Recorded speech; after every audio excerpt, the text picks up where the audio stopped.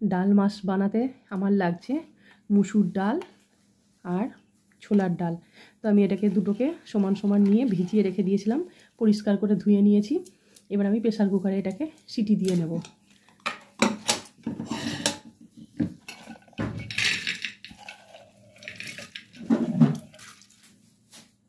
এর মধ্যে দিয়ে দেবো আমি মটন।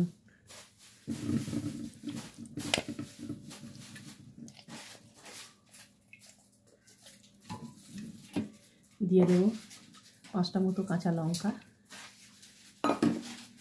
দিয়ে দেবো হলুদ,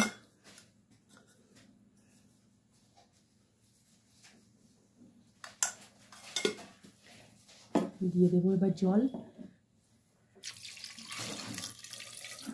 এটাকে ভালো করে একটু সেদ্ধ করতে হবে এবার একসাথে মিশে। এবার আমি এটাকে ঢাকনা লাগিয়ে দেবো, দিয়ে এটাকে সেদ্ধ হতে দেবো। ডালটা আমার সেদ্ধ হয়ে গেছে, আমি এবার ঢাকাটা খুলে দেবো।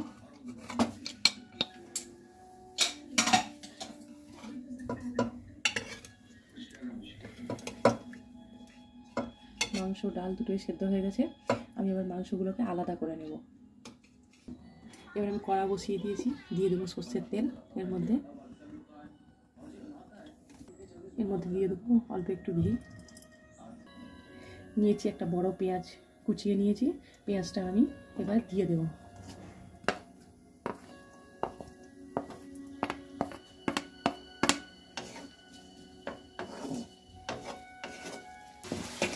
পেঁয়াজটা আমার ভাজা হয়ে এসছে, আমি এর মধ্যে দিয়ে দেবো পেঁয়াজ বাটা, আদা বাটা, রসুন বাটা, কাঁচা লঙ্কা বাটা।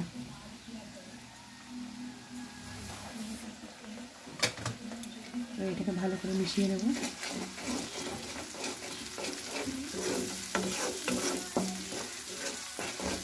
ভালো করে আমি একটু কষাবো। এটা আমার কষানো হয়ে গেছে, আমি এর মধ্যে দিয়ে দেবো ধনে গুঁড়ো আর জিরে গুঁড়ো। ধনে গুঁড়ো, জিরে গুঁড়ো, শুকনো লঙ্কা গুঁড়ো সব একসাথে দিয়ে দিলাম। এবার এটাকে ভালো করে আমি কষিয়ে নেব।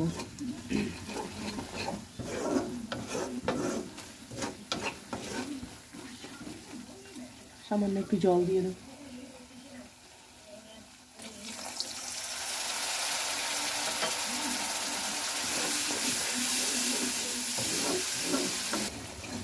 এর মধ্যে দিয়ে দেবো টমেটো কুচিটা, একটা ছোটো টমেটো কুচি, সেটা দিয়ে দিলাম। এর মধ্যে দিয়ে দেবো 6-7টা চেরা কাঁচা লঙ্কা।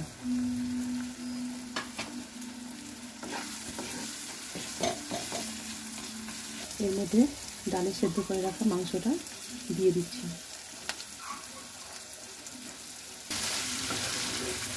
এবার ভালো করে আমি এটাকে মিশিয়ে নেব।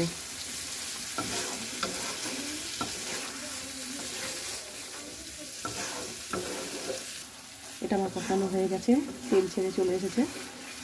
এর মধ্যে আমি সেদ্ধ করে রাখা ডালটা দিয়ে দেব।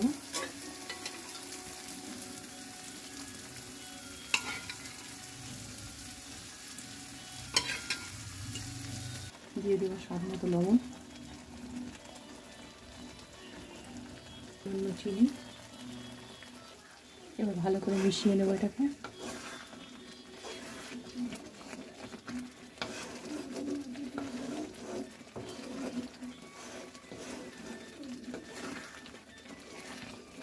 আর একটু এটা হবে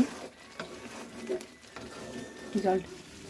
এটা আমার হয়ে এসেছে, আমি এবার এর মধ্যে একটু এলাচ গুঁড়ো দিয়ে দেবো, শাহি গরম মশলার গুঁড়ো।